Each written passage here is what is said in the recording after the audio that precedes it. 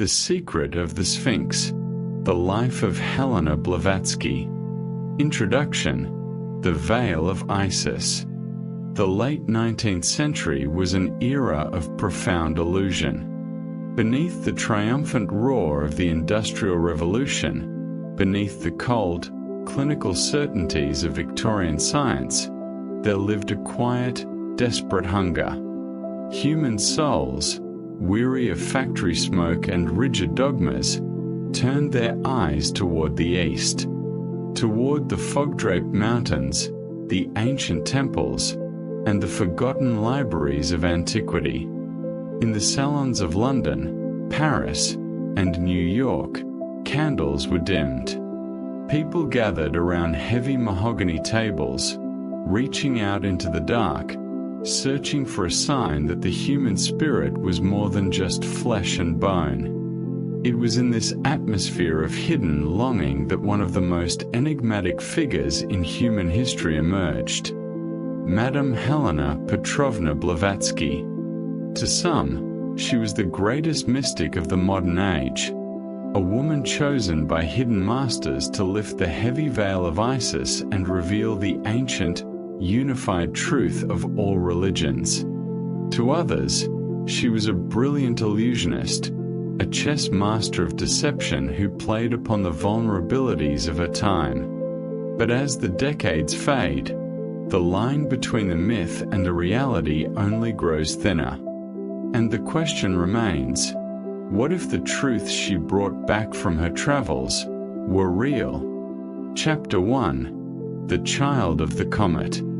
The story begins on a night of dark omens in the summer of 1831.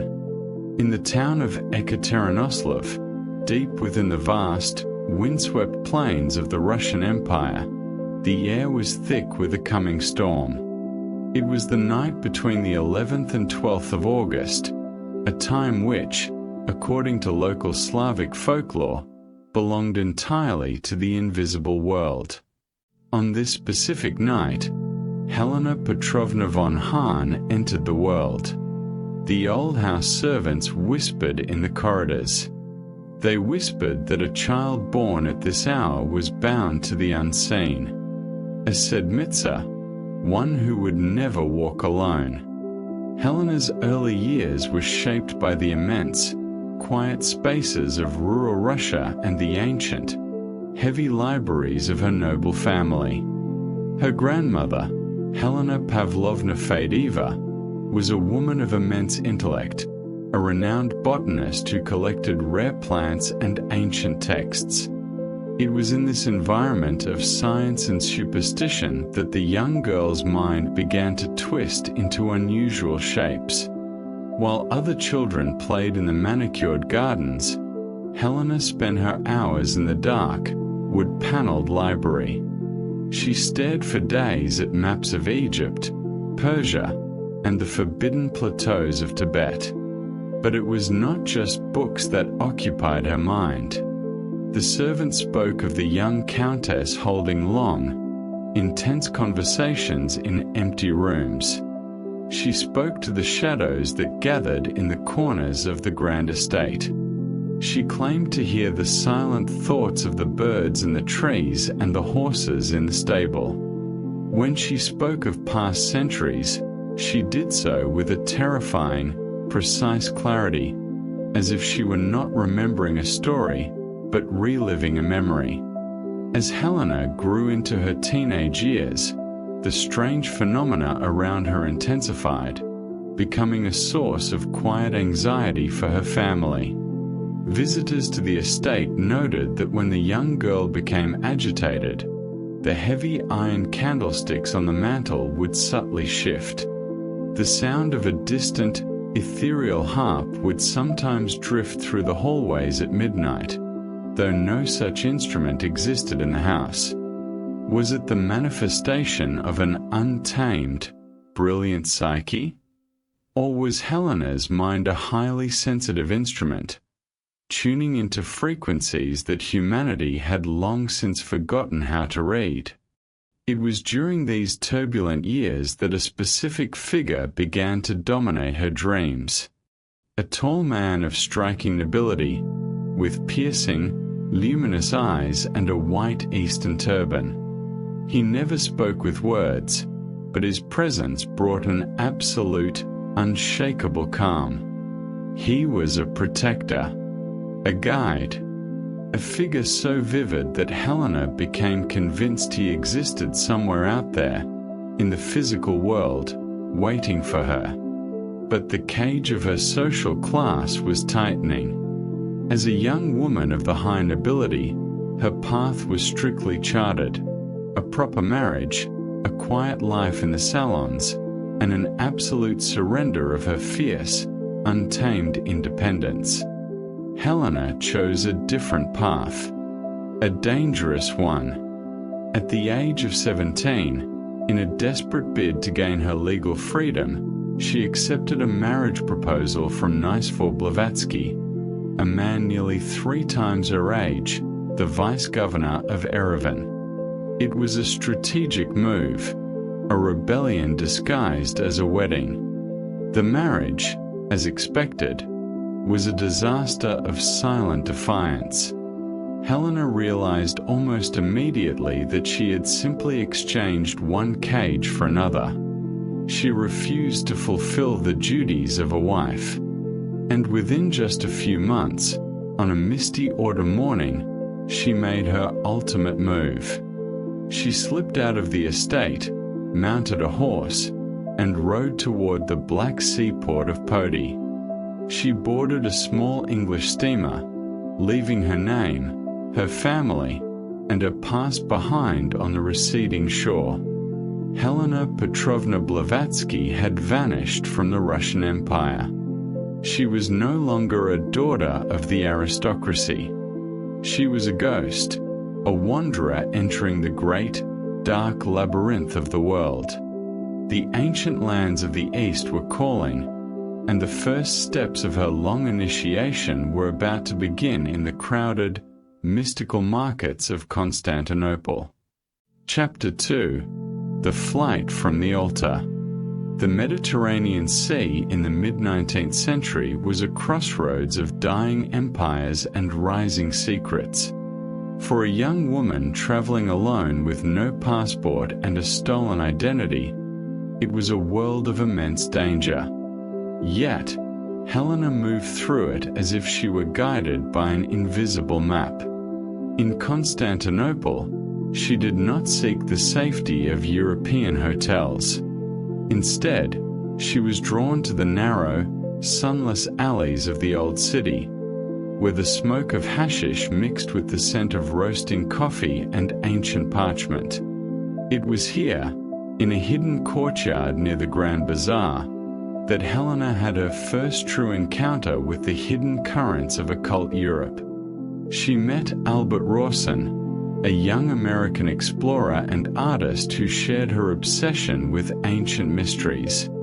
Together, they began to look for the fragments of a knowledge that the modern world had buried. Rawson would later write that Helena possessed an uncanny ability to read people's thoughts before they spoke, and that she seemed entirely fearless, moving through dangerous quarters of the city at night without a single guard. But Constantinople was only a doorway. The true destination was further south, the land of the pharaohs, Egypt. Cairo in the 1850s was a city of ghosts. The sands had not yet yielded their greatest treasures to the archaeologists, and the pyramids of Giza stood in silent grandeur, half buried by the desert, guarding secrets that were thousands of years old. Helena rented a small, shadowy apartment in the old quarter. She spent her days in the dusty shops of antiquities dealers, buying Coptic manuscripts and ancient fragments of Gnostic texts. It was during this time that she met an old Copt named Paulos Metamorn. Metamorn was a man of mystery, rumored to be a high initiate of a secret Egyptian brotherhood. He became her first physical teacher. Under his guidance, Helena spent nights inside the ancient tombs, listening to the silence of the desert. Medamorn taught her that the hieroglyphs on the temple walls were not just letters, but symbols of a cosmic language. He showed her how to quiet her mind, how to separate her consciousness from her physical body, and how to listen to the whispers of the past. It was in Cairo that the whispers began to form a clear message. The knowledge she sought was not found in one place.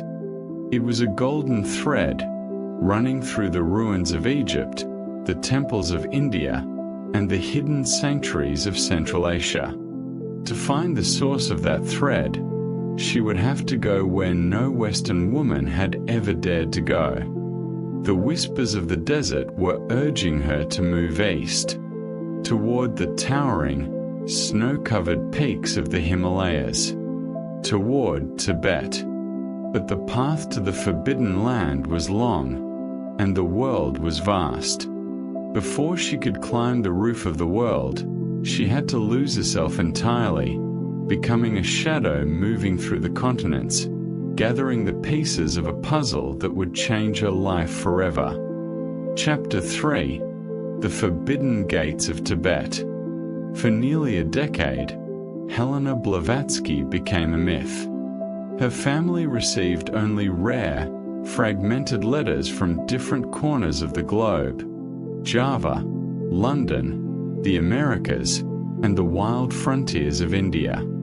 She was searching, traveling by horse, by caravan, and on foot, always moving toward the high, cold plateaus of Central Asia.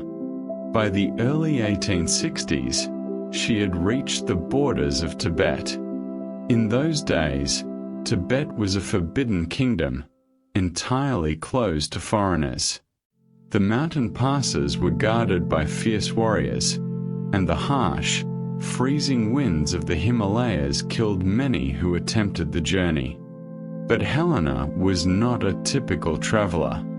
She did not travel with a heavy expedition. Disguised as a local pilgrim, her face darkened by the sun and her body wrapped in the heavy wool robes of a Buddhist monk, she crossed the border in the dead of winter. She was moving toward a destination that did not exist on any map: a hidden valley, a sanctuary known in ancient legends as Shambhala, where the guardians of humanity's secret history lived. The journey through the high passes was a blur of freezing cold and thin air.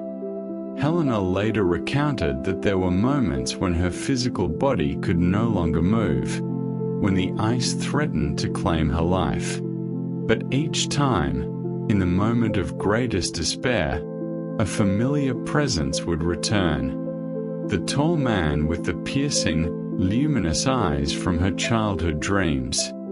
He was real. His name was Master Moria, and he was waiting for her. Helena was brought to a secluded monastery, built into the side of a sheer rock cliff, high above the clouds. For 2 years, she lived in this world of absolute silence and eternal snow. Here, time seemed to stand still. There were no newspapers, no politics, no noise of the industrial world. There were only the endless libraries of ancient palm leaf manuscripts, written in languages long forgotten by Western scholars. Under the instruction of Master Moria and his companion, Master Kuthumi, Helena began her true education. They taught her the secret history of the earth, a history that predated the Bible and the theories of modern science. They showed her that humanity had risen and fallen many times before, leaving behind remnants of their wisdom in the myths of Atlantis and Lemuria. She learned the arts of mental communication, how to project her consciousness across thousands of miles, and how to manipulate the invisible energies of nature. She was no longer the rebellious Russian countess. She was no longer just a wanderer. She had been chosen. She was to return to the Western world, into the heart of its cold materialism and deliver a message that the soul is real, that the ancient wisdom is alive, and that the universe is far more mysterious than science would ever admit. The doors of the monastery opened, and Helena turned her back on the silent mountains. She was descending back into the noise, the smoke, and the chaos of civilization. Her destination was a young, vibrant, and deeply troubled nation across the ocean. America. New York City. The stage was set for the birth of a movement that would shake the Victorian world to its core. Chapter 4. The New York Censors. In the early 1870s, New York City was a roaring engine of ambition and steel.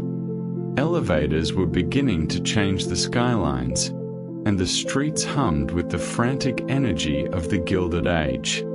Yet, beneath the noise of capitalism, a quiet epidemic of spiritual hunger was sweeping through the drawing rooms of Manhattan. The American Civil War had left millions of families grieving, and a desperate desire to communicate with the dead had given rise to the spiritualist movement. Mediums, censors, and spirit rappings were the obsession of the era. It was into this fertile, chaotic ground that Helena Blavatsky stepped in 1873, arriving with nothing but a trunk of old books and a strange, commanding presence. She did not fit the mold of the delicate, weeping mediums of New York. Helena was a force of nature. She smoked rolled cigarettes, spoke multiple languages with a thick, aristocratic Russian accent, and looked through people with eyes that seemed to have seen the birth of stars. In the autumn of 1874, she traveled to a remote homestead in Chittenden, Vermont. The Eddy family farm had become famous for its intense spiritual activity, attracting journalists and skeptics from across the country. It was there, amidst the cold mountain air, that Helena met the man who would become her fiercest ally and companion, Colonel Henry Steele Olcott, a veteran of the Civil War and a respected investigator. Olcott watched in astonishment as the nature of the Chittenden censors changed completely after Helena's arrival. The usual American farm spirits vanished, replaced by dark-skinned Kurdish warriors, Egyptian priests, and European mystics who spoke languages the local mediums could not possibly know. But Helena was not satisfied with the spiritualist movement. She grew frustrated by the parlor tricks and the passive waiting for spirits to knock on tables. To her, these mediums were like children playing with a loaded gun, tapping into lower astral forces without understanding the laws of the cosmos. In the small, smoke-filled apartment she shared with Olcott in New York, a place the newspapers dubbed the Lamasery, Helena began to demonstrate what she called conscious phenomena. She did not ask spirits to speak. Instead, using her own trained will, she would cause the sound of silver bells to ring clearly in the empty air near the ceiling. She would place her hand over a blank sheet of paper, and letters written in red ink from her Himalayan masters would materialize out of nothing. Skeptics searched the rooms for wires and hidden mirrors, but they found only a woman sitting calmly in her armchair, smiling through the smoke. The Lamasery became a magnet for the city's brightest minds, scientists, journalists, and philosophers who were tired of both rigid church dogmas and cold scientific materialism. They wanted a third way. On a chilly September evening in 1875, during a lecture in her crowded parlor, an idea was born. A society must be formed to collect, study, and demonstrate the secret laws of nature that the ancient world knew, but the modern world had forgotten. They called it the Theosophical Society. Its mission was simple yet revolutionary: to form a nucleus of universal brotherhood, to encourage the study of Eastern literatures, and to investigate the unexplained laws of nature. Helena was ready to provide the world with its first grand textbook of hidden truth. Chapter 5: Isis Unveiled. For 2 long years, the lamps in Helena's New York apartment rarely went out before dawn. She sat at her heavy oak desk, writing with a furious, unnatural speed. Page after page flew from her pen, filling thousands of sheets with complex references to ancient Greek philosophy, Egyptian magic, Jewish Kabbalah, and Hindu scriptures. What made the process terrifying to those who witnessed it was that Helena possessed very few books. She did not have a university library at her disposal, yet she quoted obscure, centuries-old texts with perfect, word-for-word accuracy. Colonel Olcott, who assisted her in editing the manuscript, noted that Helena's personality seemed to change depending on the section she was writing. One day she would write in a dense, masculine, academic style. The next, her prose would become poetic and filled with Eastern idioms. When asked about this, Helena simply smiled and explained that she was not writing the book alone. She was a channel. Her mind was being used as a canvas by her masters, Moria, Kuthumi, and others who lived thousands of miles away. She claimed she could see the pages of rare manuscripts hanging in the air before her eyes, glowing with a soft, astral light, and she merely copied down what she saw. In 1877, the massive 2-volume work was published under a title that sent shockwaves through both academia and religion: Isis Unveiled. The book was a direct, uncompromising assault on the certainties of the 19th century. Helena argued that true science and true religion were not enemies, but 2 halves of a single, ancient truth. She claimed that thousands of years before the rise of modern Europe, there existed a great, global civilization that possessed a profound understanding of the invisible forces of electricity, magnetism, and the human soul.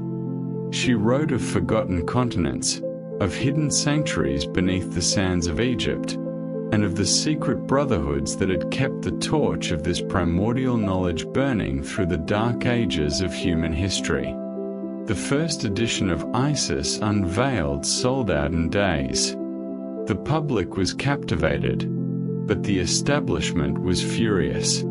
The churches condemned her as a heretic and an agent of the devil, while mainstream scientists dismissed her theories as the wild delusions of a madwoman. Yet, deep within the pages of the book, a subtle hint of conspiracy began to emerge. Helena suggested that the history taught in schools was an artificial narrative, a carefully constructed illusion maintained by those who wished to keep humanity blind to its true spiritual power. The success of the book made her famous, but New York was becoming too small for her mission. The masters were pulling the golden thread once more, pointing toward the ancient, sun-drenched plains of India. It was time for the Theosophical Society to go home.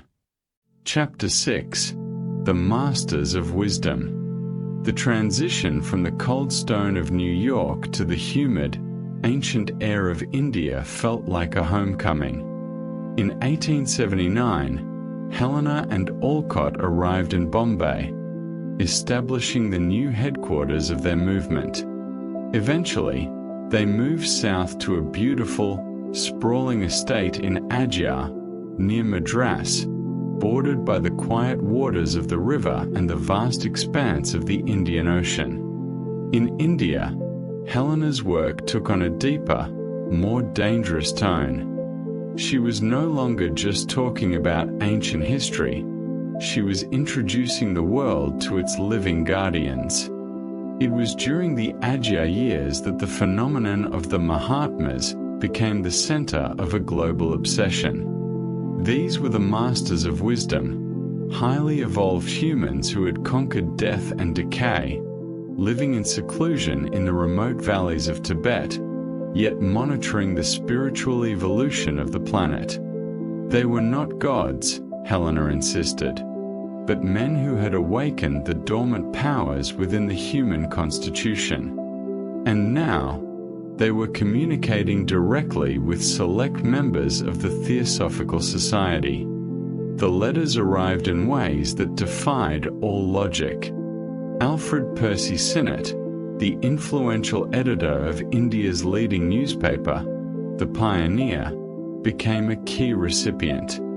He would write a question on a piece of paper, seal it in an envelope, and place it in a drawer.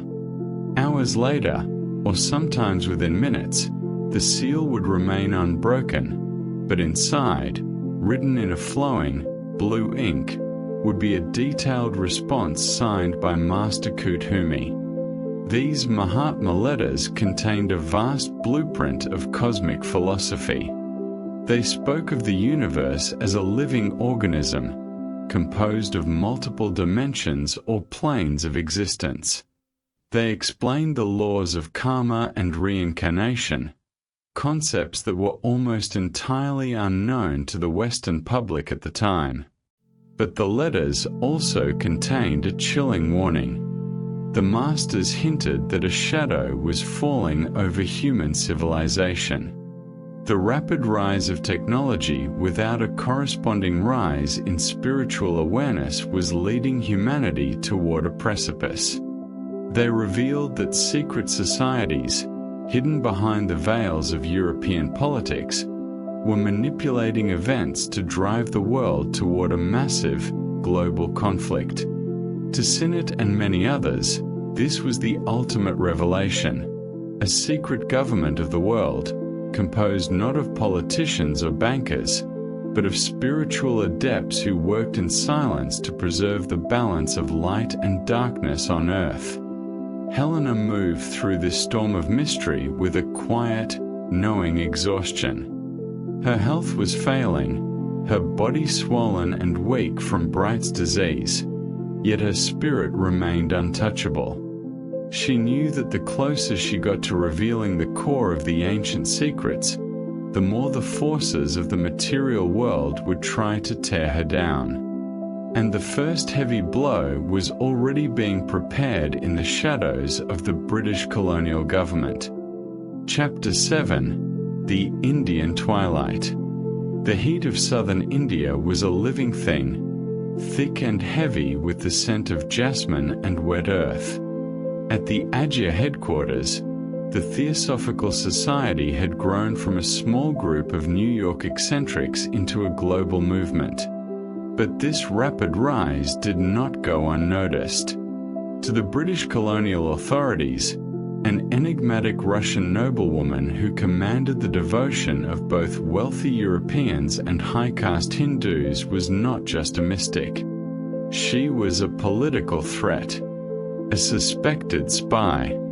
The shadow of the Great Game, the quiet, bitter intelligence war between the British and Russian empires, hung low over the subcontinent. Every letter Helena received was monitored. Every visitor to Ajya was watched by colonial agents. But the true betrayal came from within the compound walls. Emma and Alexis Coulomb, a couple Helena had rescued from poverty and hired to manage the Ajya household, had grown bitter. Driven by financial greed and encouraged by local missionaries who wanted to dismantle the theosophical movement, the Coulombs began constructing a trap. In late 1884, while Helena and Colonel Olcott were traveling in Europe, the blow landed. The Coulombs published a series of letters in a Madras magazine, claiming they were written by Helena. The letters contained instructions to forge the famous Mahatma messages, using sliding panels, hidden strings, and holes in the walls of the Adyar Shrine Room. The British Society for Psychical Research immediately sent a young, ambitious investigator named Richard Hodgson to India. Hodgson arrived with a predetermined verdict. He examined the shrine room, which had already been altered by the Coulombs, and declared Helena Blavatsky to be one of the most accomplished, ingenious, and interesting impostors in history. The news traveled across the globe like wildfire. The press ridiculed her. Friends turned away in shame. When Helena returned to India, she was devastated, not by the accusations of the materialist world, but by the violation of her sanctuary. She wanted to take her accusers to court to defend the honor of the masters, but the society's leadership feared a public trial would turn into a political circus. Her health, already fragile, collapsed completely. Her doctors warned that the humid climate of India would kill her within weeks. On a quiet evening in the spring of 1885, a small group of loyal disciples carried Helena onto a European-bound steamer. As the shores of India faded into the twilight, she sat on the deck, wrapped in her heavy shawls, looking out at the dark waters. She had been publicly disgraced, her name dragged through the mud, and her life's work declared a fraud. Yet, in the silence of her mind, the golden thread remained unbroken. The masters had not abandoned her. The greatest task of her life was still ahead. Chapter 8: The Secret Doctrine. The winter of 1886 found Helena in a small, freezing apartment in Würzburg, Germany, and later in the misty suburbs of London. Outside, the European world was racing toward the 20th century, obsessed with steam engines and colonial expansion. Inside Helena's room, time expanded into eternity. She was dying, her body failing her a little more each day, but her mind had never been more lucid. She was writing her masterpiece, the book that would consolidate all her knowledge into a final, monumental testament, The Secret Doctrine. Those who stayed with her during these final years witnessed a daily miracle. Helena would sit at her desk for 12 hours straight, barely moving, her pen scratching against the paper. She was writing the history of a cosmos that modern science could not even conceive. The Secret Doctrine did not begin with historical dates, but with stanzas from an archaic, unknown text, the Book of Zion. Helena claimed these stanzas were written in Senzar, a sacred, primordial language known only to the higher depths of history. They described the birth of the universe, not as a random accident or a sudden Big Bang, but as a rhythmic, breathing process, the out-breathing and in-breathing of a single, unknowable divine source. She revealed the existence of cosmic cycles, great wheels of time that govern the rise and fall of worlds. And within these cycles, she traced the secret lineage of humanity. According to the Secret Doctrine, modern humanity was not the first intelligent life on Earth. We were the fifth root race. Helena wrote of ancient, forgotten epochs, of the second race, who were ethereal beings of pure energy, of the Lemurians, giant entities who lived when the world was young and volatile, and of the Atlanteans, a highly advanced civilization that mastered the dark forces of nature, only to be swallowed by the oceans when their spiritual pride turned into corruption. This was the ultimate alternative history. It suggested that human evolution was not a straight, material line from ape to man, but a grand spiritual journey, and descent of divine spirit into physical matter, followed by a slow, painful climb back toward the light. The book was a massive, labyrinthine puzzle, filled with thousands of cross-references to Egyptian, Norse, Aztec, and Hindu mythologies. It was as if Helena was showing that every ancient myth was a distorted memory of a single, forgotten reality. When the two massive volumes were finally published in 1888, the world could no longer simply dismiss her as a parlor medium. The sheer intellectual scale of the work demanded respect. It was a book written not for her century, but for the centuries to come. Chapter 9: The Final Shadow. By 1890, a small house in Avenue Road, London, had become the nerve center of the esoteric world. Helena Blavatsky was now a legend, an old, matriarchal figure sitting in a large armchair, surrounded by a new generation of brilliant minds. Among them was Annie Besant, a famous social reformer and freethinker who, upon reading The Secret Doctrine, had abandoned her secular radicalism to become Helena's devoted disciple. The London fog pressed against the windows, but inside, the air was warm with the scent of tobacco and old ink. Helena's physical body was a ruin. She could no longer walk, her hands were swollen with gout, and she was in constant, agonizing pain. Yet, those who sat at her feet noted that her eyes had lost none of their piercing, luminous intensity. She seemed to exist in two worlds at once. While discussing the daily business of the society with Besant, she would suddenly stop, her gaze drifting to a corner of the room, as if listening to a voice that no one else could hear. The controversy around her name had not died down, but she no longer cared.